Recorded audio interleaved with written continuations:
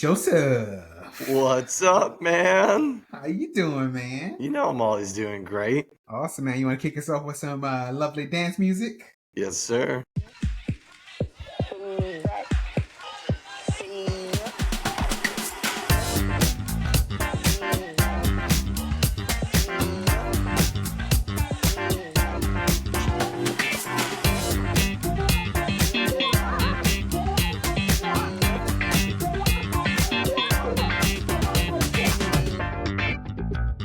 Hey, love it, love it. Well, welcome to Socratic Sports, episode 23. 23. The big 23. Hey, 2-3. yeah, the MJ episode, if we want to call it Oh, that's something. good. Also a failed Jim Carrey movie. Good. That was pretty good, right? I didn't even think about that. That's pretty good. But so yeah, man, let's get into it. This week we're gonna talk about the final finishing touches of this coaching carousel that's been going on in the NFL. We're gonna get into last week's game. We got another cheers and jeers episode, and of course, as always, we're gonna end it with Joey's rant. And so let's kick it off. If you don't mind, we're gonna show our little presentation about our coaching grades, since all the coaching positions are filled. But actually, before we get into the coaching grades, I have one question that I want to bring to you. Okay. Are you surprised about Belichick not being hired, and Yes, also I Mike am. Vrabel not being hired? Yes to both. Yeah. Okay. Honestly, probably Vrabel a little bit more. Vrabel, again, I was surprised Vrabel was let go of Tennessee. I thought he was gonna get picked up real quickly. I thought Seattle was taking him. He was heavily kept interviewing with Seattle. Kept getting connected to Seattle. I don't know what happened. Again, maybe it's a situation where they couldn't agree on a contract. I think Vrabel will stay in the NFL though. I think he's gonna get picked up as a DC somewhere. You don't think he's gonna sit out? I don't think Vrabel will. I think Bill will. Okay. And Bill, yeah, I don't know what happened with Bill. I'm kind of at a loss for words. That I really thought he was going to the Falcons, and yeah, I mean everybody did. Again, I know I said this last honestly, episode. I'll keep saying it. I guess I don't know if I don't. obviously I think him it sitting maybe out have this been year a contract and maybe issue, coming back. And, yeah. But sorry, go ahead. Yeah. No. I just it's just I don't know, because I want to word this correctly, because I mean obviously he's one of the greatest coaches of all time, but has the game past him? Like, because we're about to get into these coaches and the grades that we give them, but as you can see, a lot of these new hires were young coaches. Like, is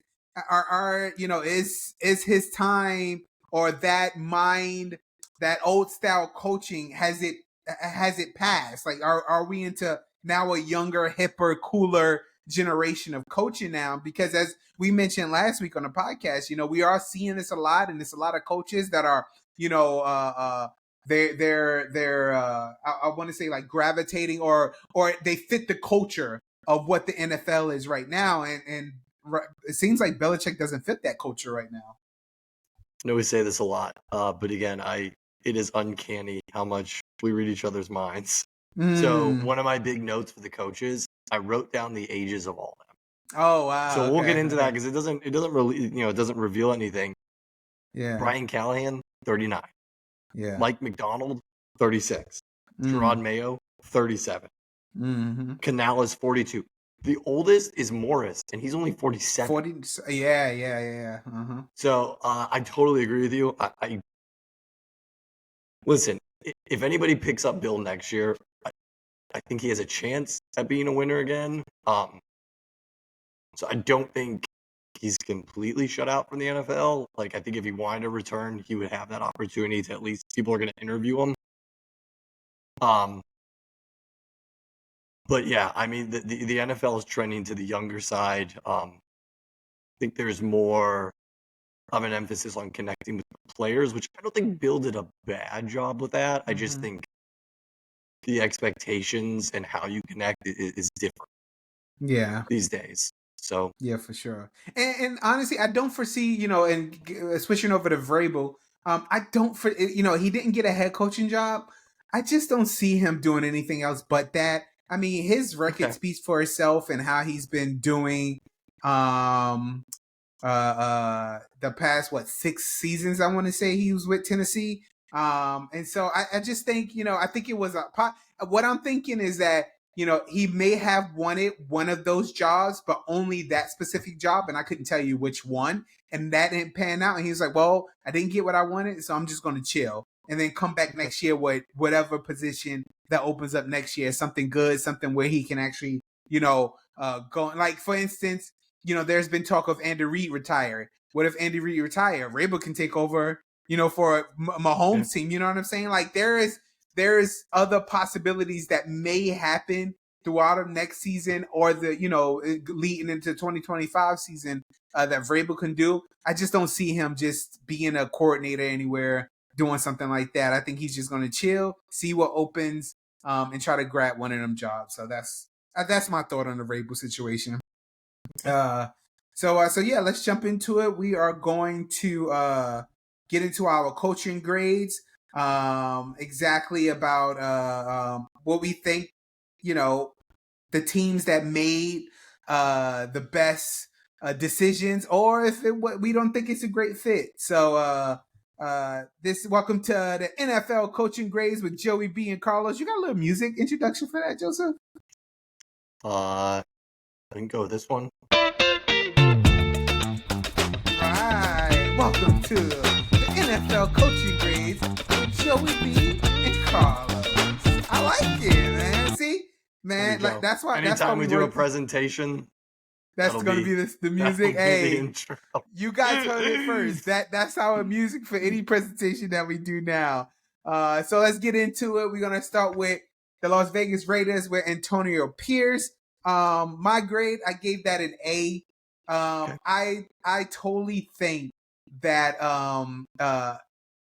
he went 5-4 last year with them. Mm-hmm. Now to go 5-4 with the Raiders, that's an accomplishment. Yeah. Especially for the squad and all the the issues that they had at quarterback. I mean, their outstanding star Max Crosby, but that's all they really had. And so I think again, to go 5-4 with not having so much just speaks value about how hard the team played for him. And I think it was the smart decision. I mean, even the team rallied for him to come back next year and to coach them again. And so yeah, I just think I'm in on Antonio Pierce being a head coach for the Raiders. And then Joey, for you, which I haven't seen yet. Oh, you gave it an A too. I agreed Nice. with you. Yes, I gave him an A. A lot of the same reasons. Went 5-4, including that huge 62 burger against the Chargers. He's a former NFL linebacker, so I think that's great. You're Mm-hmm. bringing in someone who actually has played the game, and Mm-hmm. reasonably recently too. Like within this century, he's been a player in the league.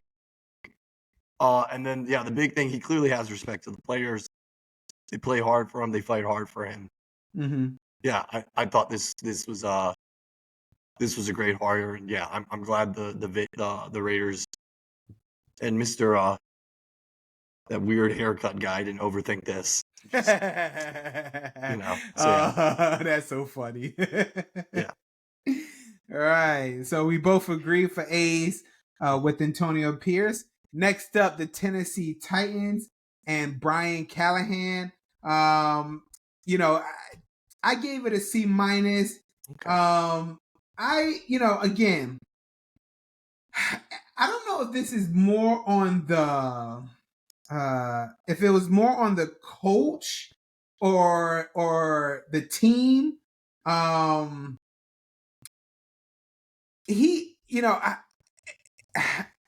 It's just you don't know because I guess and this is not to him because I'm trying to find the right words to say. When you go from Vrabel to him, like you want to see a successor when someone takes over a team, if that makes sense. And I don't know if he is the successor. Like I don't see for me, it's just it was just like one of those young hires. Maybe he fits well with the team. His track record. I mean, there isn't one. Coming from uh where did he come from? Cincinnati. He was the Cincinnati. OC. Yeah, and he has the logo on his jacket. But coming from Cincinnati, I mean, I will say,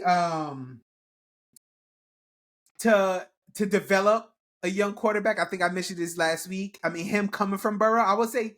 I mean, again, this is why I didn't give it a D or F, because I think you have to develop Levis, and get him. He's a great talent. I think he is going to be a little stud for the Tennessee Titans, and surround him with the right players. But I think that's the one thing that Brian can bring over here is being under Burrow's wing, then coming over to Coach Levis. I think that's a plus right there. But besides that, I mean, what else, are we really looking at, honestly? And so that's why I gave it a C minus. So, and for you, C plus. I gave it a C plus. So again, we're pretty close. Couple things about him. So his dad was Bill Callahan. Who came too? Yeah. Yeah.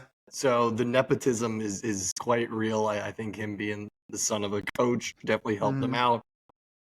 When I was researching him, I did stumble upon an interesting thing that's kind of circulating rumor-wise. A lot of people think T. Higgins, who's a free agent this upcoming year, is going to go to the Titans. So maybe that was a big part of it. They can't franchise tag him too. Okay, yeah, that'll be interesting to see what Cincy does with him then. So maybe that was a big reason. Maybe they felt like a lot of players will follow him. He was the Bengals OC from 2019. Here's my thing, and I would have given it a C plus, or I would have given it lower than a C plus. If I will give him credit, when Burrow went down this year, he did help lead Jake Browning to a 4-3 record. Yeah, that's true. So that's decent. Yeah. However, I agree with you. Yeah. This guy was the OC of the Bengals since 2019. In 2019, granted, it was Zach Taylor's first year, a lot of moving parts. The Bengals went 2-14. And then you get the number one pick, they draft Burrow. Burrow's looking great in 2020 until he tears his ACL. And then once Burrow went down, they finished 4-11-1 in 2020. Obviously, huge turnaround the next year, go all the way to the Super Bowl. I think a lot of that's Burrow. I think this guy's getting a lot of credit for Joe. And I just don't see it yet. Again, I probably would have given it like a D if it wasn't for what I saw what he did with Browning. So I think there should be hope. If you're a Tennessee Titans fan, I don't think it's like, oh my God, the sky's falling. But, I think we both mentioned this in the last episode.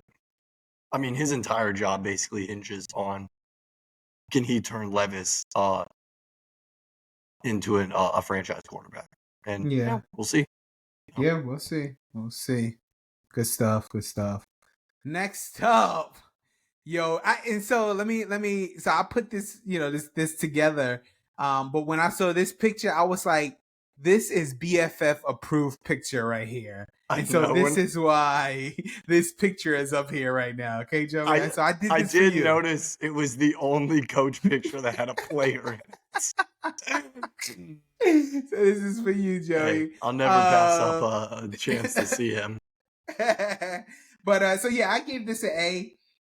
Again, I think it's just fitting that Harbaugh is back with the Chargers. I think, again, Justin Herbert, having him as a quarterback. I mean, he's just, essentially there is no rebuilding for this team, maybe on the defense, but as far as like, and again, we mentioned it last week again also about Eckler, what's going to happen with him. But, you have a strong foundation with such a good coach and such a good quarterback that I think it just made sense to blend them two together. Harbaugh, he knows all about winning. I mean, he was when I saw the record at Michigan, it was 144-52. And then in the NFL, he was 44-19. So this dude knows about winning. And I would say, it's going to be a good rivalry between him and his brother if they do meet in the playoffs. I think it'll be great to see. And we see what, his brother John is doing right now with the Ravens. They just come from a football family. And yeah, I love it. I think this at a, well, let's get through it. But right now, this is my favorite hire so far, I will say. And so, yeah, so that's why I gave it an A. And for you, B minus. Yeah, so again, I know there's some bias here because I'm not the biggest Harbaugh fan in general. I just, he's good in San Francisco, led him to the Super Bowl, ultimately didn't win it. My concern here, it's less with the on the field production, and it's more about how he handles himself with upper management. So his tenure with the 49ers ended pretty roughly. Allegedly, him and management just could not get along, couldn't come to agreements. I don't think he's the easiest to work with. I also think that he's gonna bring in a completely new staff. He's gonna be kind of a my way or the highway type of guy. And I was surprised the Chargers hired him. The more I thought about, in the sense of I feel like the Spanos family really likes to have control of the team. And I think that's gonna eventually clash, which will lead to kind of an on the field possible dip in production. I don't know. I thought your point was interesting last week about him bringing over, maybe attracting old college players to come to the Chargers. He might have turned into a more attractive free agent spot. But again, yeah, he did well with 49ers. Yeah, he's had success in college, but I don't think this is as a home run as people think. I think people think we're gonna plug him in and we're gonna go to the Super Bowl. I don't see that. Yeah, that's good. Okay, well, I mean, valid points. But yeah, we'll see what happens. Next up, Washington Commanders and Dan Quinn. So to me, this was, I want to say, the most surprising hire. I agree with that. Yeah, I think this was super out of like nowhere kind of hire. And my grade, I gave it a C. So I mean, my overall thought for this was, I mean, obviously we know that Dan Quinn. I mean, he's been a coach for a while. I mean, he coached Atlanta. He was with them, I want to say 4 or 5 years. With Atlanta, about he was 4.5. Because he was there from 2015 and then got fired early into the 2020. Yeah. He was also a part of that. If I'm not mistaken, he was the coach when they had that large comeback against the Pats. When the Pats came back, he was the head coach. He was the head coach in that fateful Super Bowl. Yeah. And so then, to your point, when he got fired, he came back in 2021 and became the defensive coordinator for the Cowboys. And now he left the Cowboys, come back to coaching for the Washington Commanders. I will say, I think, again, coming from the Cowboys to the Commanders, who knows if this would give the Commanders a edge, because, you have somebody who played against essentially in the same division. So he knows the Cowboys. He probably has come up with some schemes to play against them. He knows the Giants, again, from being in that division. And so, it's not like they're playing someone new in the East. He knows the Eagles because he was with the Cowboys. So I think in that sense, it's a good hire. If I'm not if I did the research, his record as a coach is 43 and 42. So I mean, he's just above winning. And he's defensive minded, which I like too. But I didn't go lower than the C. I kept it right in the middle because again, it was just one of those out of nowhere hires. I don't know how he relates to the team, how he will relate to the team because again, Washington is going through this phase themselves of trying to figure out who they are. Can he build them to be? I'm sure once the draft happens or free agency comes around, he's going to go right after defense because he's a defensive minded coach. Defense wins championships, but he does need to not forget that hey, they also need an offense, and I think that's one thing I'm worried about. If they don't have the right person in the center, a good running back and some line coverage, some O line blockers. But I know I will say this that I think with hiring him that the Commanders will have a pretty good defense next year. I think they'll be in the top 10 because I think he's a really good defensive coordinator, a defensive minded coach, and so that's what I like most about this. And for you, a D plus. Whoa! I think this is a horrible hire. So Wow. here's what I will say. I will give the Commanders, I guess benefit of the doubt would be the right phrase. Here's what I think happened, and I'm surprised there hasn't been more of a discussion. At least I haven't heard more of a discussion. I think Washington wanted Ben Johnson, the OC for the Lions. Mm-hmm. And I think they got real close to signing him.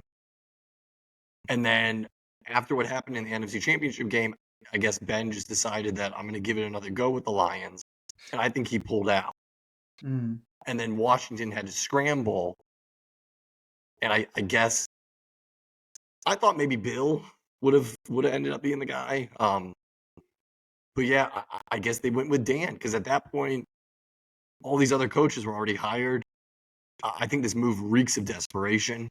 Mm-hmm. I agree with you. I think him being with the Cowboys, staying in the NFC East, I think that is the one bright spot. And I think that kind of leaned them towards Dan Quinn.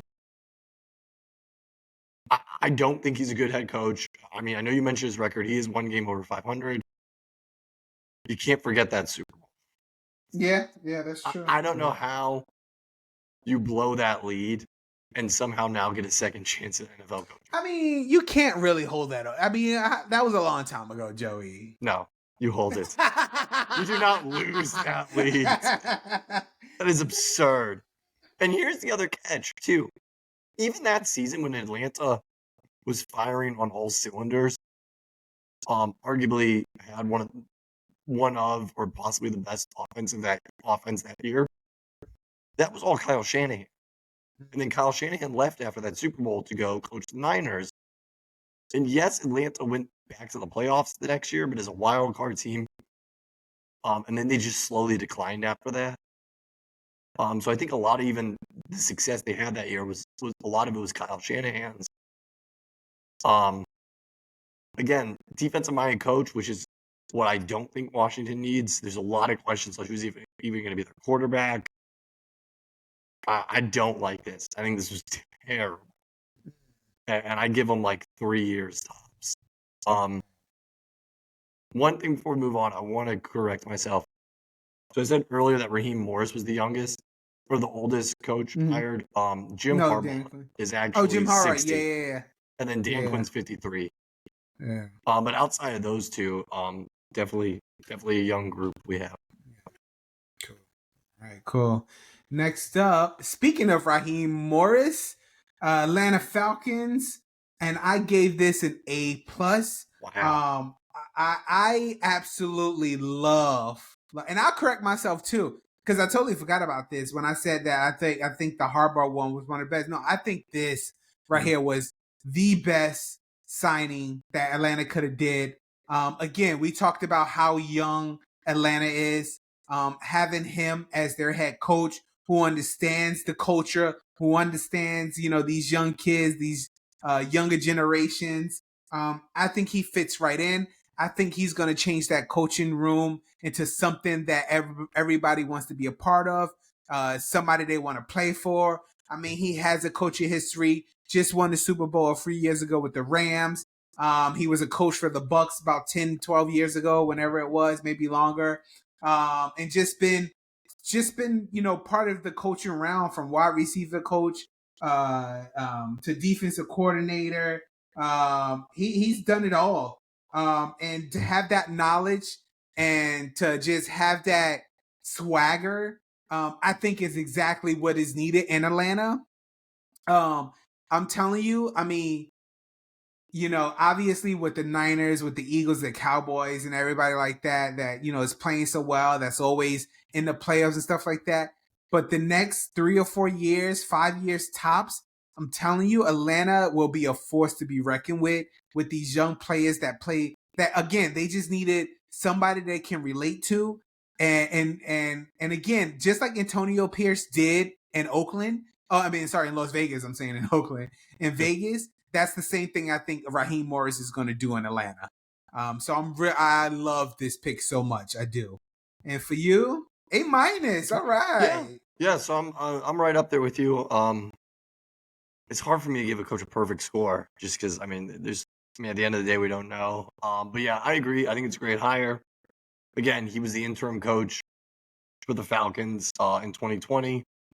Was the DC of the Rams when they won the Super Bowl in 2021. He also was the defensive quality control coach for the Buccaneers when they won the Super Bowl way back in 2002. Oh, okay. So he actually has 2 Super Bowl rings. So he has 2 of them. Yeah. Okay. Yeah. Okay. He also was the head coach of Tampa from 2009 to 2011. So he does have head coaching experience beyond just the interim tag. Yeah, I agree with you. I think he's going to totally change the culture of Atlanta. I think he sets the tone. I was kind of surprised they didn't retain him as the head coach after 2020. The only thing that gives me a pause is the fact that when he was an interim coach, he was an interim coach for 11 games. So that's more than half the season. And did only go 4-7. So that's why I didn't want to put him significantly higher than I did with Antonio Pierce. But yeah, other than that, I think it's a great hire. I think, yeah. Yeah, that's good. That's good. Yeah, good one. Next up, Carolina Panthers with Dave Canellis. I gave this a D, but I gave it an A for looks because he is a pretty handsome guy, I must say. You can't. Dude, it is out of control. Like, so. I mean, if that's what they're going for in Carolina, then cool. They got it. But again, this is one of those. I don't know what to say. It's a little head scratcher.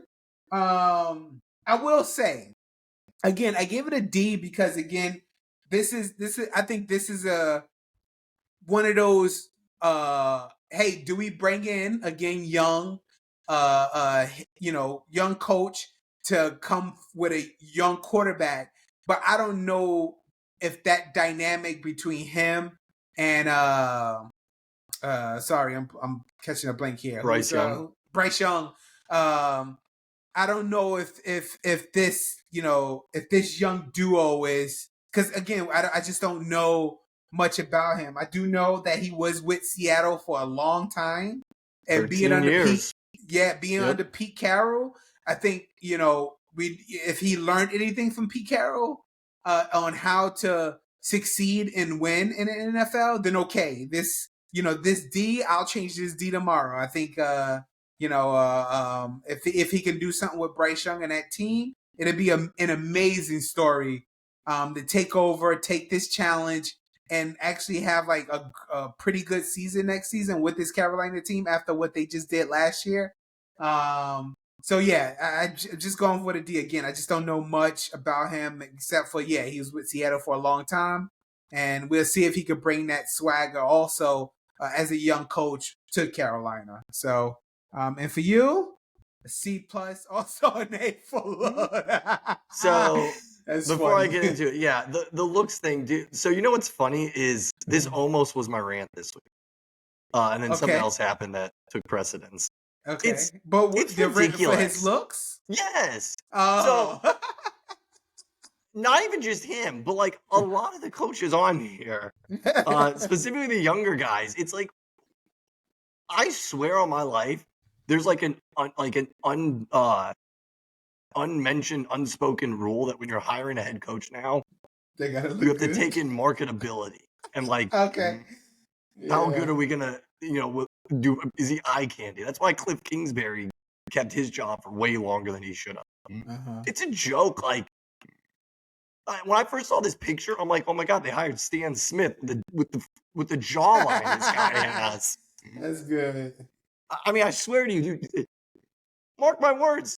This time next year when they do the coaching candidates, you know what I would not be surprised at this point? You've got Bill Belichick on one side interviewing for jobs, and then right behind him you got like Ryan Gosling interviewing for jobs. What are we doing? Like, I don't know. Yeah, Aside from that, I want to say this is a grade segment, Joey, not the rant segment. it's obviously I'm just envious, but if I looked like that, I'd be a head coach in the NFL. All right, so Dave Canales was not crazy about this hire until I did a little more digging. Yeah, from the Pete Carroll tree goes all the way back to him when Pete Carroll was with USC. He was the strength and conditioning coach. Here's the thing with him is his bread and butter is he's allegedly, they called him a QB. He specializes in QB resurrections, is what they say. He did it with Geno. Russell Wilson had his 2 best years of his career under him. And this year, Baker statistically had his best year in the of his young league time in the league. He had his best yardage total, best completion, and most touchdowns he's throwing. Here's the deal, though. Yes, you saw Baker throw statistically a lot, but you also saw the Buccaneers win the division with a losing record. And oh, by the way, the last game of the season, they only beat these Carolina Panthers, who he's taken over now. They only beat them 9-0. 9-0, yeah. And then even with the Russell Wilson stuff and the Geno Smith stuff, even when they had those great seasons, he didn't take them very far in the playoffs.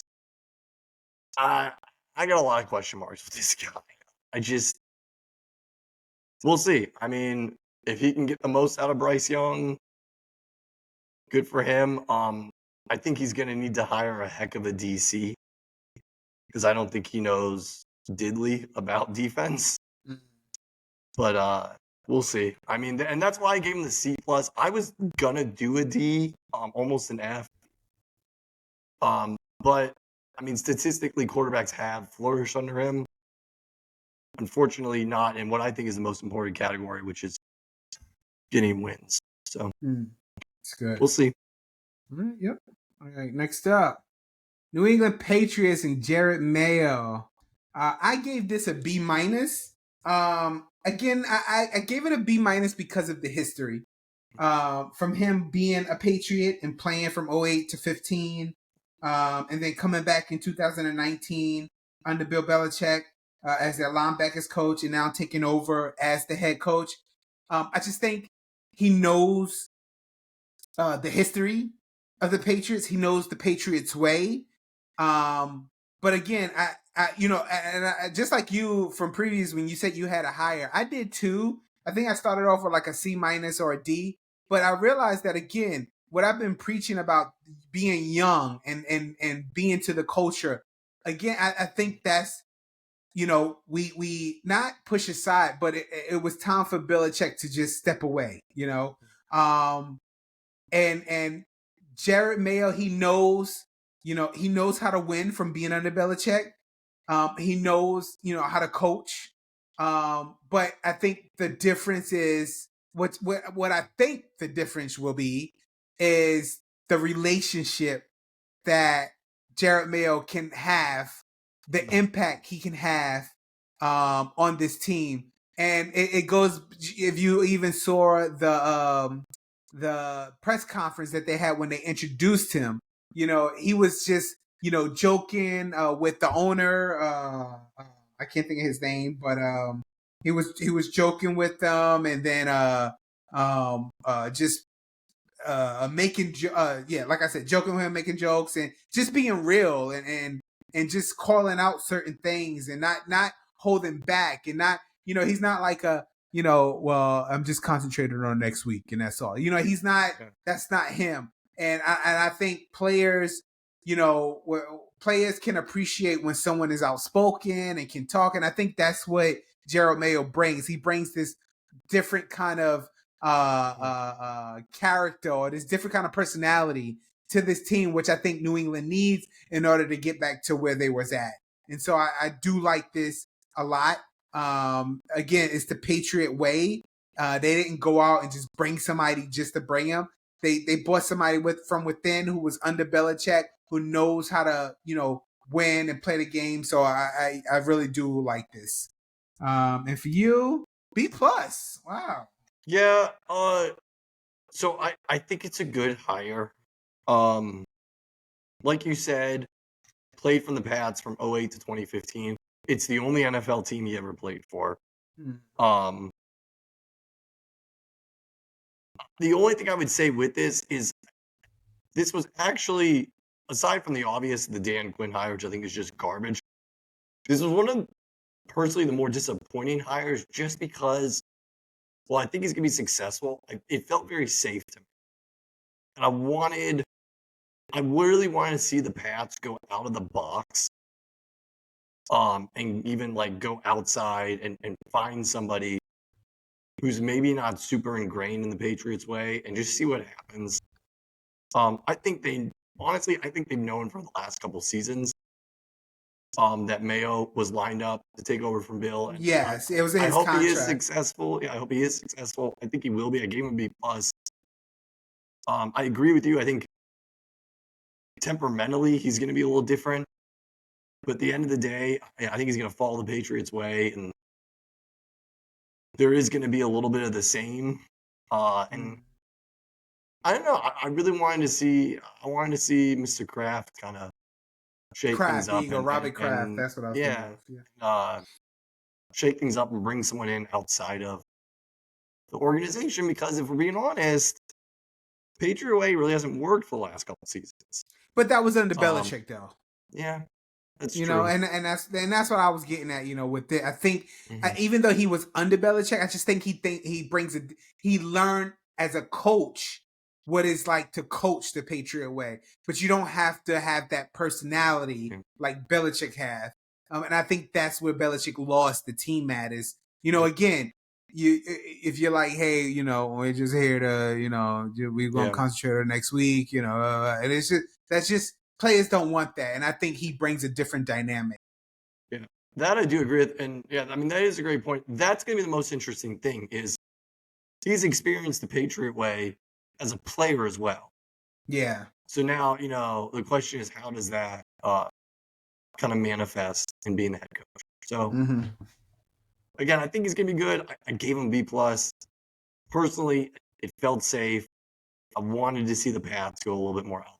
But, yeah, the goal's to win. So if they think he's going to win, okay. Yeah, I hear that.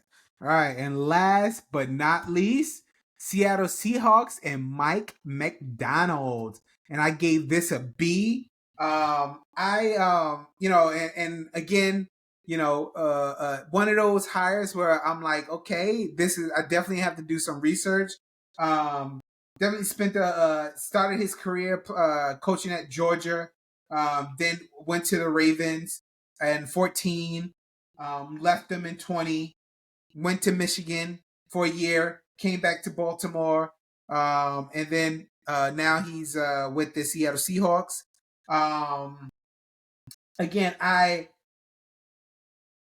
like this hire because I think Seattle, the one thing that they've always done well is be a good defensive team. They know how to scout defensive players, and to have a defensive-minded coach take over, I think that's just a great pairing right there. What are you gonna? Is he? I don't want to say worried, but again, playing, being at Baltimore and having that defense, because they was Baltimore.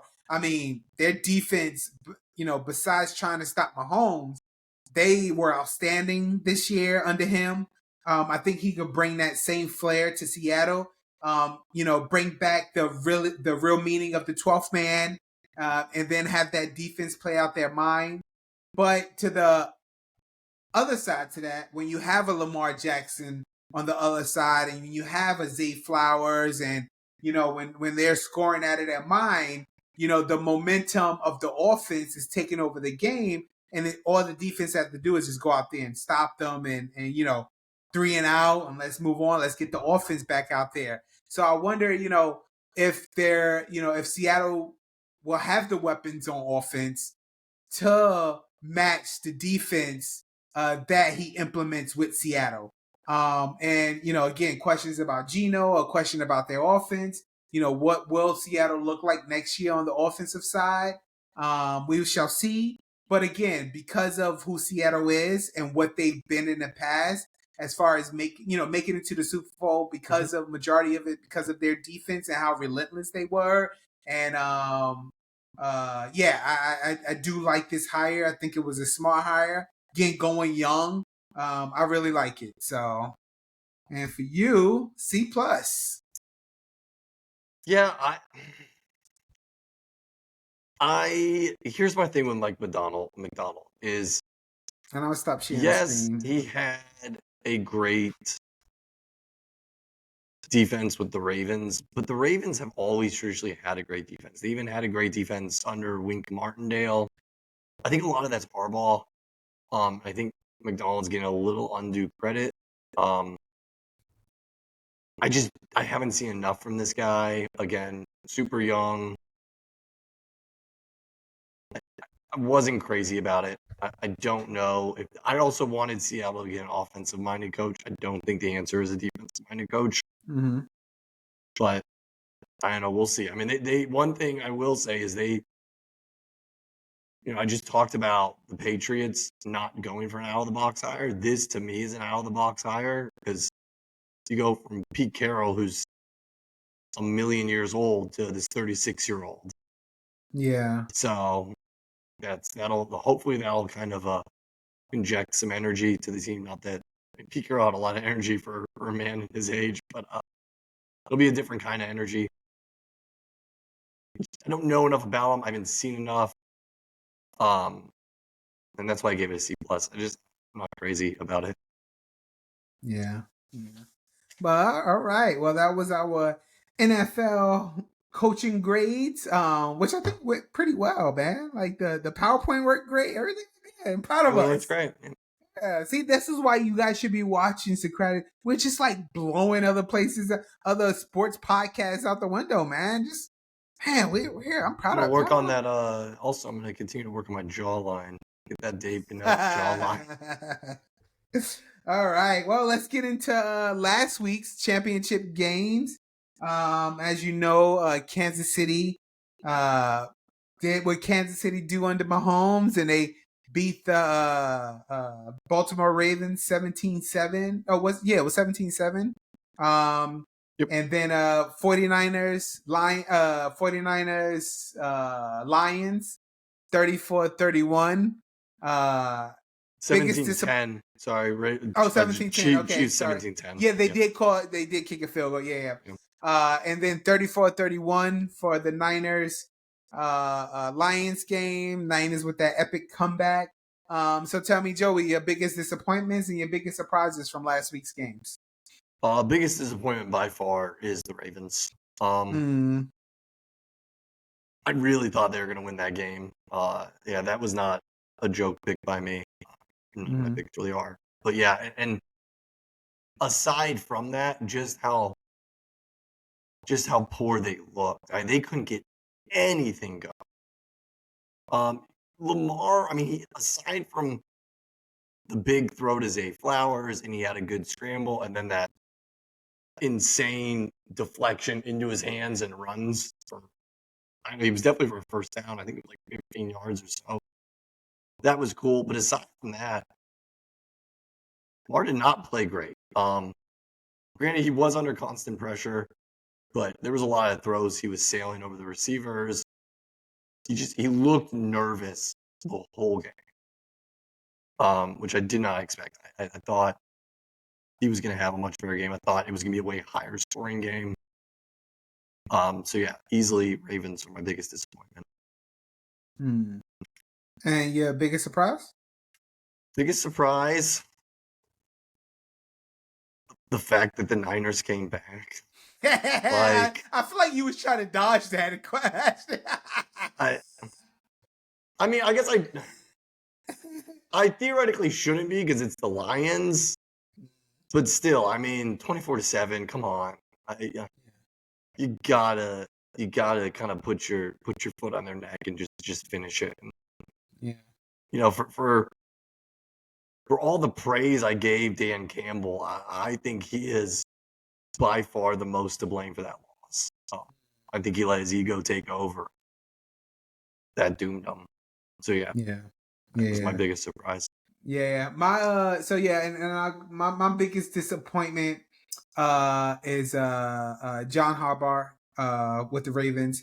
I think and you know I'm not gonna go Dan Campbell because you know what you know listening to some other sports shows and everybody because it was a big conversation about the whole fourth down and going for it and everything like that and you know the decisions that he made as a coach. But the team has been doing this the entire year. And so why change now? Why not be who you are? And did it bite him in the butt? Yes, I get it. But still, this is who those players went in every week playing hard for. The gutsy coach that made those decisions. So I'm not gonna hate on him for doing that at all. But my disappointment is John Harbaugh because you know, for me against Kansas, it was like, what was that? What was that coaching? Like, what kind of coaching was you doing out there? You know, it was. I mean, they barely ran the ball when it was a good running team. They kept putting the ball in Lamar's hands, which I get it. You're paying a guy a lot of money. It is Lamar Jackson, but still, this is not the Lamar show. This is not the Lamar Ravens. It's the Baltimore Ravens. I think the defense played well enough to try to keep in a close game, but the offense was just so absent. They just didn't look. I mean, besides a few deep passes, that you know it looked like they was getting the momentum. They just didn't look like the Baltimore Ravens that murdered my 49ers in the season. You know, that was just on the stretch of like, you know, Lamar's the MVP. Who's going to stop this team and all this other stuff. And so when they came out against Kansas City, they looked like literally the Little Giants when they first started playing. You know, in the movie, they just looked like little kids, and it did not look good. You want to say something? Yeah, I just want to ask you a question. You gave me a thought. So do you think some of it is a mental block of playing the Chiefs? Because we've seen it with the Bills. And now you kind of saw it with the Ravens here. And you know, the reason I thought of is you mentioned Harbaugh. And again, it looked like they had no plan. Mm-hmm. Is some of that attributed to they almost, I don't know, they went up against the Chiefs and they're like, how are we going to do this? Mm-hmm. Yeah, you know, that's a really good question.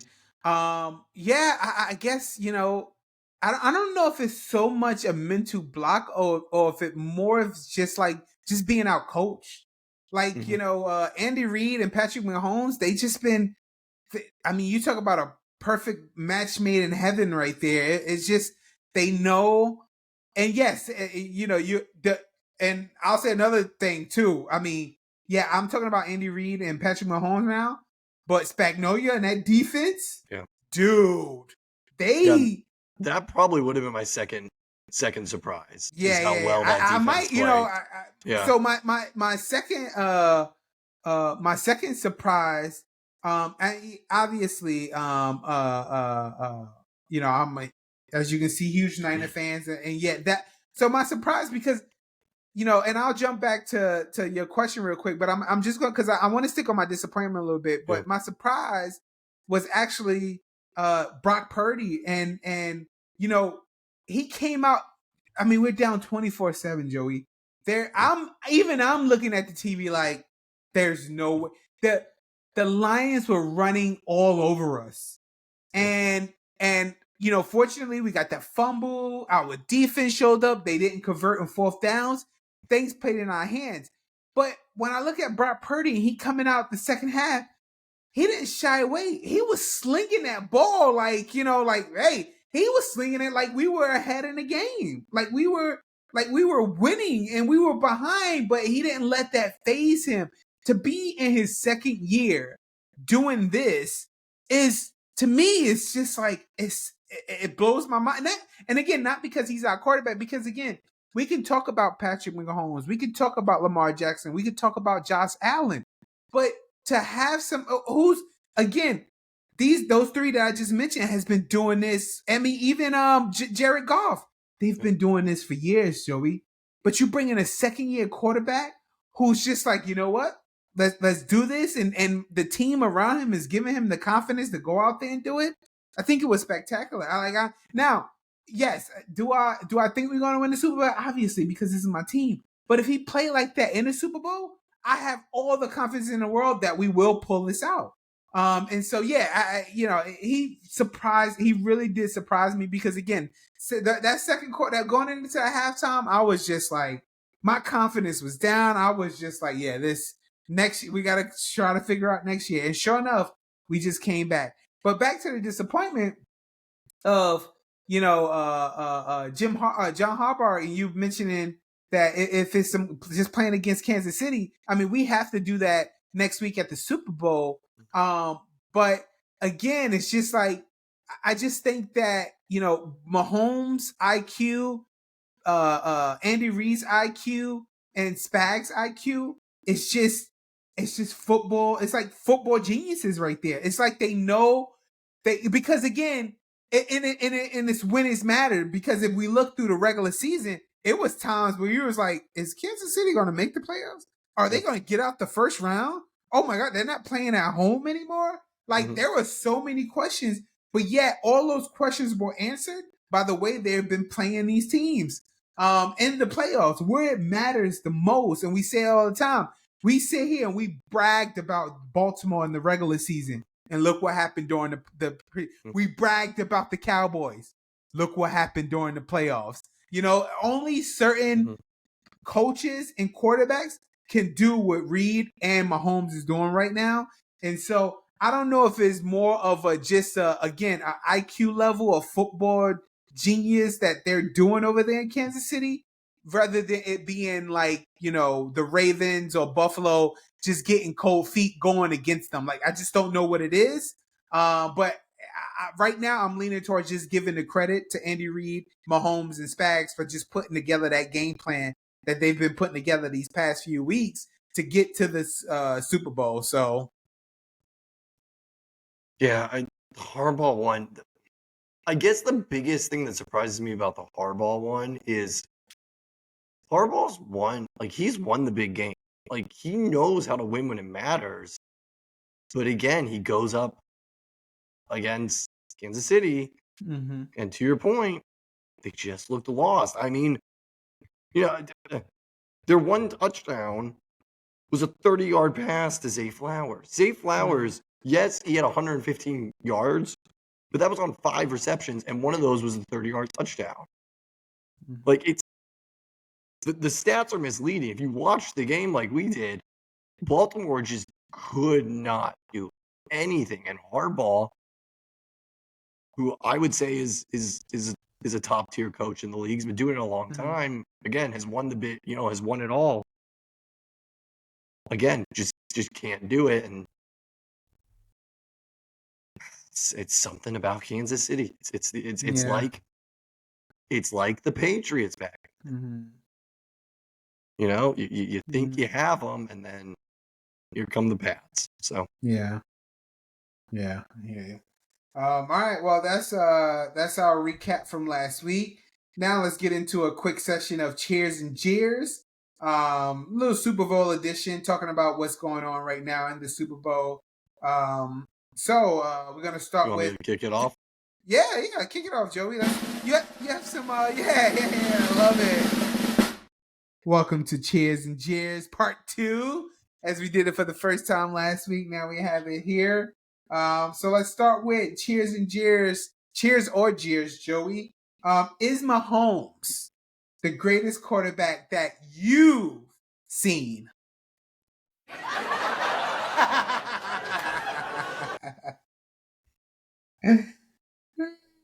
I will not. I refuse to put him over Tom Brady yet. Okay. Here's the tough thing: is even if Mahomes, let's project this way in the future. Let's say Mahomes does get 7 rings. What I know personally, I'm going to come up against is when he had to meet Tom. Because remember, he played Tom twice in the postseason. Once in the AFC Championship in the 2018 season, lost. Now again, I'm a true believer that if Kansas City would have won that coin toss in overtime, Mahomes was taking him down the field. They win. They're in the Super Bowl against the Raiders. Mm-hmm. Hindsight 2020, it is what it is. But then he gets a chance to meet Tom again when he's with the Buccaneers. And I mean, that was a horror show. Mm-hmm. So again, even if he does get the 7 Super Bowls, I feel like the conversation has to be, well, he never actually beat Tom when it mattered. If he gets 8, I mean, again, you have more of an argument. I'm sure a lot of people are going to dig into statistics. Visually, he's way more exciting to watch than Tom. Like, he does things you just very rarely see. But again, when he matters most to me, I'm not there yet. I refuse to call him the GOAT that I've ever seen. Yeah. And you know, I'm gonna give Jair's for me too. I just think that uh yes, Tom Brady, like what we've seen him do. I mean, for someone who you know, again, the Super Bowl against Atlanta, that just come back like that, to win those Super Bowl rings, not, you know, to leave New England, go to Tampa and do it. It's just, you know, it's just great to see. Mahomes, I mean, he reads the field like no other. I think, you know, again, he gets out of plays, find players. He's a magician on the field. I think that's.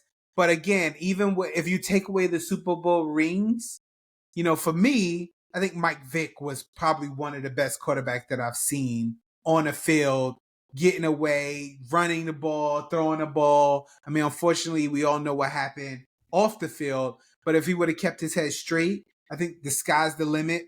Would have been the limit for Mike Vick, and he was like at that time he was so unbelievable to watch.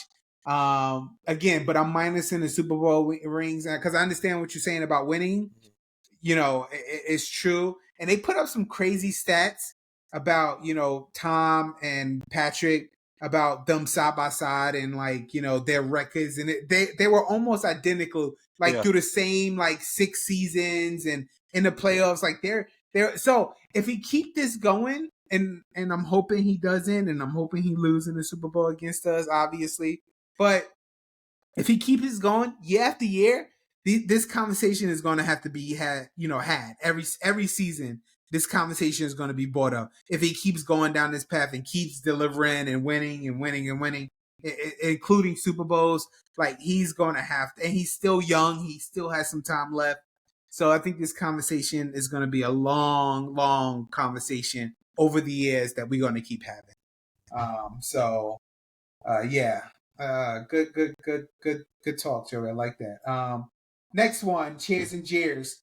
Will Brock Purdy be with the 49ers long term? And I'm talking 5+ years. Ah, okay. Yep. I am cheersing that. Unless, you know, I mean, knock on wood, I would never wish this on anybody. Unless he has a catastrophic injury, I don't see like what more do you need to see from this guy to not commit him to be your long-term quarterback? Yeah. I think the team likes him. I think he plays hard. Even if they don't win the Super Bowl, I think you should be locked in on him. Yeah, to me, there's zero question. Yeah, and I'm with you. I think he'll be here long term too. I think this is exact. I saw an interview with Jed York, and he was talking about Kyle Shanahan. I think it was last year or the year before, and Kyle went to Jed and was like, "Hey, we need to talk." And he was like, "Yeah, we need to talk about the quarterback position." He's like, "Well, what's going on with it?" And he said, "I think our third string is our best quarterback." And first string was Garoppolo, second string was Trey Lance, and Brock Purdy was third. And he's like, "I think he's the best person we have." But obviously, they invested the draft picks into Trey Lance. They had the money on Garoppolo, and so but things happened. Garoppolo hurt, Trey Lance hurt. You put in Brock Purdy, and look what happened. I mean, it's sort of like that, Drew Bledsoe, Tom Brady story, of getting injured and coming in and just making this huge impact on the team. And I think we have found our golden child for the next 5+ years. Especially, again, we'll see what happens if not if, but if things change as far as, if Debo was gone, if Ayuk was gone, if McCaffrey wasn't around, because remember, Brock Purdy is still young, and so we will eventually, the next 5 years, I don't foresee McCaffrey playing at this level for the next 5 years. I don't see, us keeping all these defensive players because I mean, obviously they're gonna want more money and things like that. So as things change, we'll see what happens. But yeah, I think I think he is around for the foreseeable future with us. Um, so next one, we know that Super Bowl 59 is Ravens. I mean, Ray. I gotta keep saying everything but the Chiefs. Chiefs Niners. Um, do you think, Joey, that once we see this Super Bowl this year, that we will see the same two teams next year in the Super Bowl 60? All right, all No jeers right, in that. yeah. Here's why. Obviously, KC, I have no reason not to believe they can make the Super Bowl every year. My issue is with the Niners, and it's not personal against the Niners. It's the fact that the NFC just has a tendency to get different teams in the Super Bowl way more than the AFC does. Here's something to think about. So, Tom Brady had made 10 Super Bowls in his career. 9 of them were with the Patriots. All of them were in this century, 2000. Peyton Manning made 4 Super Bowls. All of them were with AFC teams. Combine that, 13 Super Bowls in this century either had Tom Brady or Peyton Manning make them, both as AFC quarterbacks. So my point is, for some reason, there's something about the AFC where they tend to get those teams with elite quarterbacks back to the Super Bowl again and again and again. Even Ben made 3 Super Bowls.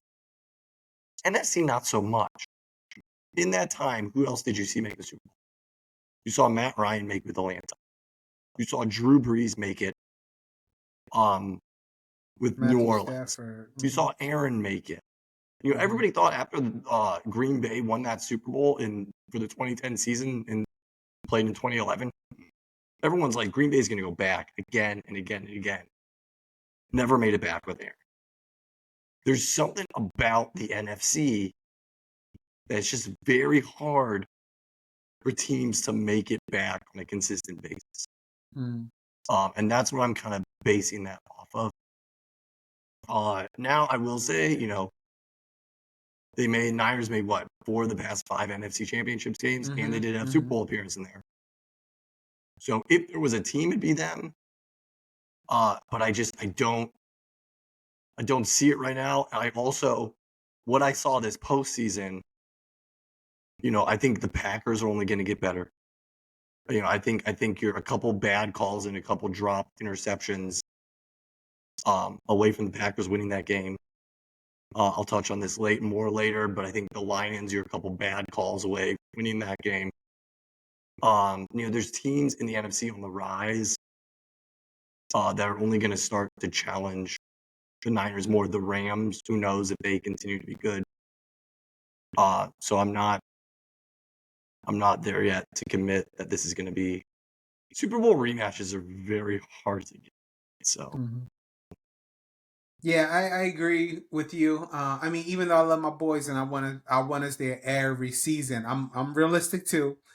Yeah, I mean, if we can keep this core, if we could resign Chase Young, get him a few years to play alongside Nick Bosa, and keep this team intact for next year, because really we don't have much to, we're not losing a lot next year. I mean, Ayuk is we will have to resign him too, which I mean we can do. So again, if we can bring back this team again next year, I think yeah. I mean, we have a great squad. I think we can do it for sure. But to your point, every year the game evolves. New teams come. I mean, Detroit will always be a force to reckon with. Now Dallas, who knows what's going to happen there? Will they actually make that hump? Philadelphia, will they come back better?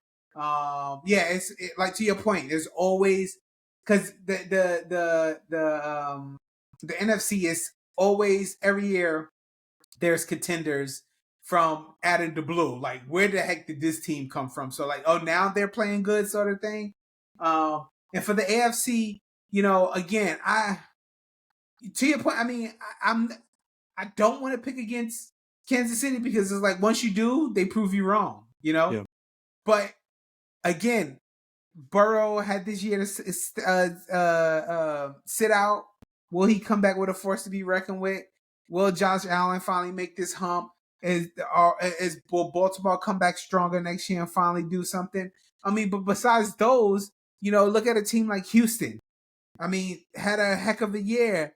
They couldn't beat Baltimore, but I mean, they only going to get better, and so I just think that the NFC is hard to repeat, and the AFC, I think it can happen, but until I can see somebody beat Patrick, so I'll say it like this: I do see Patrick back hitting it again next year until I can see somebody do it. But my Niners, I don't know. It's just gonna be really hard to see them do it again, because the NFC is really hard. So I agree with you there.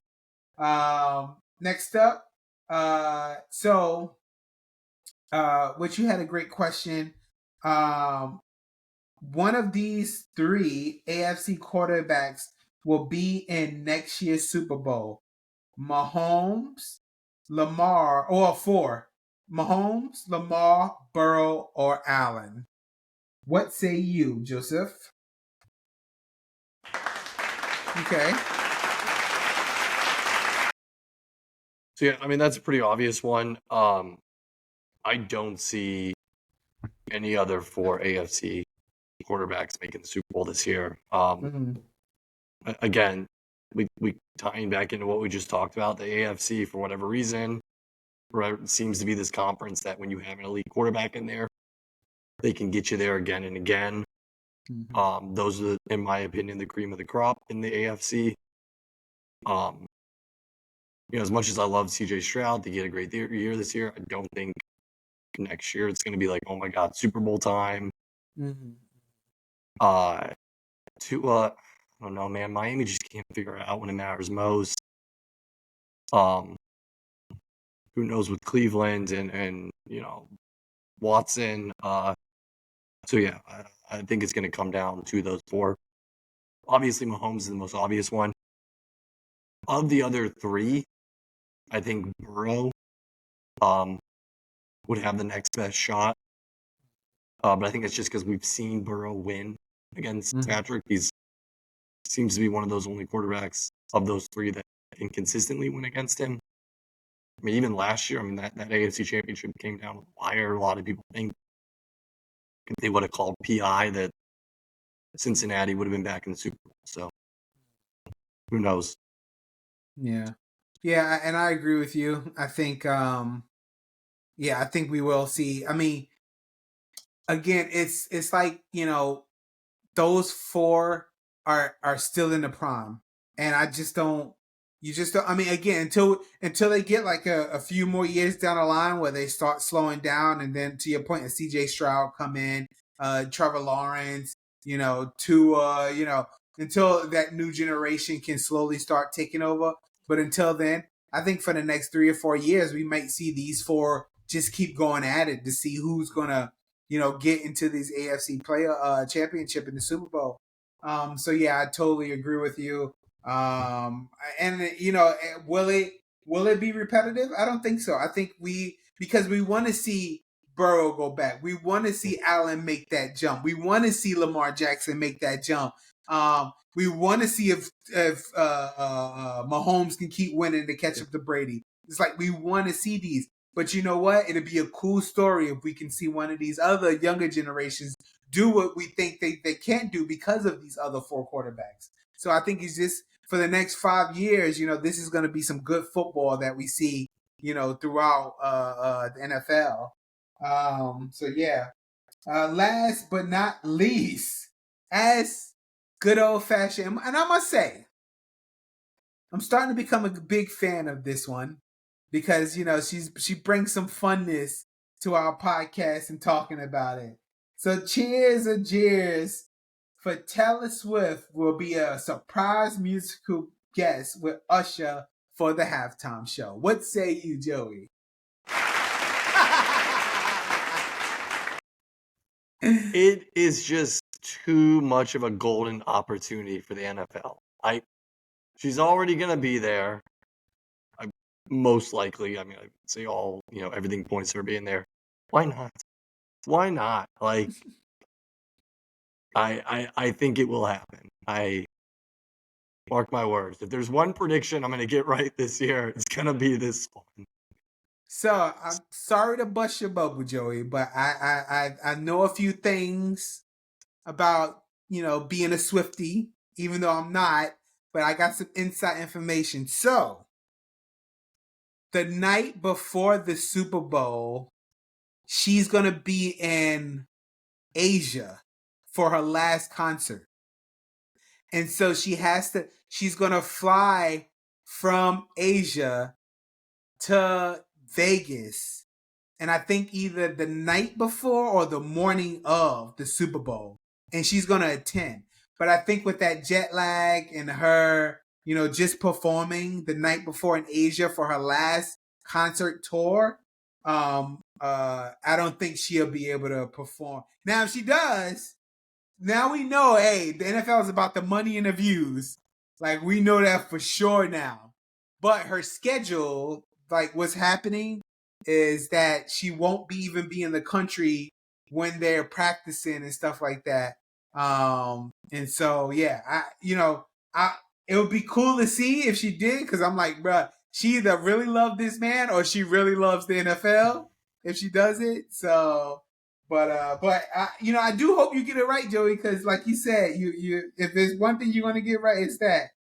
So yeah. So the good episode of Cheers and Jeers. Love it. Love doing that with you, Joseph. So, as always, we're gonna wrap it up with a rant. Today is Joey. Last week he gave me the honor of stepping in because I had something on my chest and he let me get it off. But this week we are back to normal. So let's bring it in for Joey's rant. Go for it, Joseph. So we are actually going to stay in the NFL. So this is an all NFL episode. Okay. So I want to just address all coaches in the NFL real briefly. And I just want you all to ensure that you are not as smart as you think you are. And when you are in games, especially playoff games when it's win or go home, please, please, please do not overthink it and kick the field goal. 2 games I've seen in these playoffs that could have been more than likely won if the coach didn't decide to think that they were smarter than everybody on the earth and go for it on 4th down. You had the Packers game where they're right there in the red zone, decide to go for like the 4th and 1 or 4th and 2. They get stopped. Totally swings momentum. And then what happens? When they needed a field goal at the end, it was longer and the guy missed it. What a shock. Obvious one last weekend. the Lions. And this is where I respectfully disagree with you, Carlos. I don't want to hear these excuses about this is what we did all year and we're not going to change. No. You change when the situation calls. Also, that's a lie that Dan Campbell said. Because before the half ended, he went for the field goal to go up 24-7. So you do kick field goals. So why on earth, when it's 24-10 and you're on San Francisco's 28-yard line, are you going for it?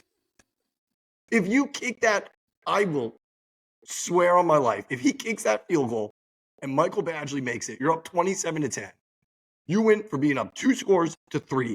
But more importantly, you asserted your dominance over the Niners and say, no, we're going to give you no chance to come back. When you are up in a playoff game, you need to take the points. You put your foot down and you keep driving.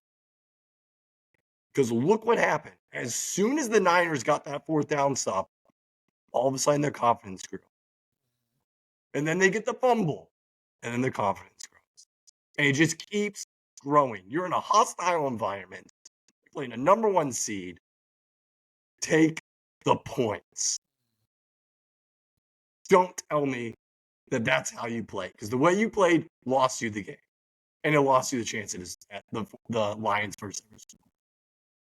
The way Matt LaFleur coached the week before, going for it on that 4th down, lost Green Bay the game. And then on top of that, your receivers for the Lions can't catch balls on 4th down. Josh Reynolds should probably be cut from the team immediately, but this rant isn't about it. Pretty harsh. He dropped 2 crucial conversions. Kick the field goal. I think we should change this segment to take the points. Yes, I don't like. You play to win the game. The way you win the game is you score more points than the other team. Why on earth, when you're in a win or go home, you're in enemy territory? Do not overthink it. It's not rocket science. You kick those points, you go up 27-10. And let's say everything plays out the same. What happens? You're still in a tie game. You're going to overtime. And then fast forward, he does it again when you're down by 3 points. And granted, it would have been like a 44 or 45-yard field goal. Why are you going for it? You kicked the field goal. You have lost all momentum at this point. You just need to survive. No, we're going to go for it. Unbelievable. If that's what NFL coaches get to do and get paid for it, I should be an NFL coach. Because you know what? I would have kicked the field goal. Probably got us into the Super Bowl. It's so frustrating. Well, that was another episode of Joey Rant. Loved it. I'm glad you got that off your chest, man. I really am. Really am. Well, episode 23 in the books. Thank you all for listening.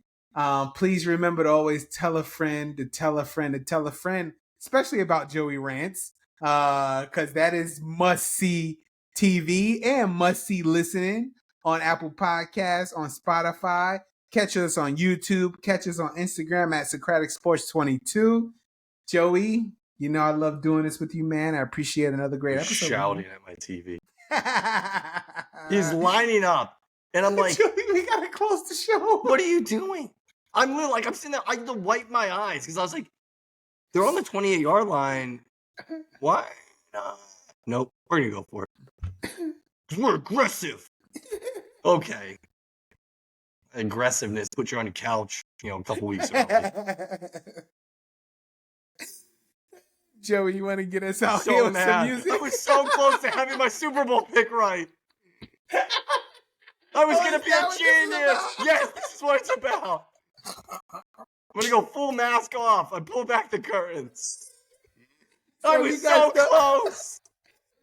guys don't know preseason talks about who was going to make the Super Bowl. Joey picked the Chiefs versus the Lions, and it would have been the greatest pick of all time if that would have happened. And man, that is man. I'm sorry. Now I see. Now I see what happened, Joey. I'm sorry, man. I'm sorry. Well, maybe next year. Oh man, you want to get us out of here on some music, Joey? Yeah, we'll get us out of here. I can't find the button. I'm all worked up. Okay, I got it.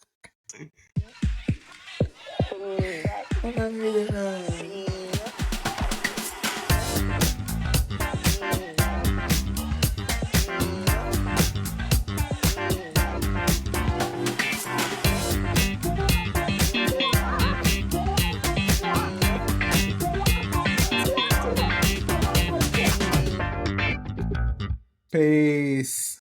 Bye, everybody.